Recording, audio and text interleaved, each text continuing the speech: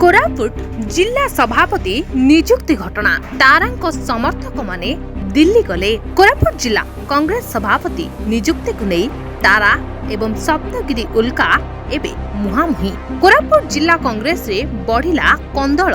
नूतन सभापति नियुक्ति और पूर्वतन सभापति मीनाक्षी बाहिनीपति को हटाजिबा प्रसंग नहीं एबे शताधिक समर्थकों सहित दिल्ली गले जयपुर विधायक तथा कांग्रेस हेवीवेट नेता तारा प्रसाद बाहिनीपति। कोरापुट जिला समेत रायगढ़ जिलार कांग्रेस समर्थक माने कोरापुट जिलार सांसद विरोध रे कांग्रेस हाई कमांड को पाखरे फेरात देवे विधायक गोष्ठी। एथिरे रायगढ़ जिलार कांग्रेस नेता माने मध्य सामिल अछंती।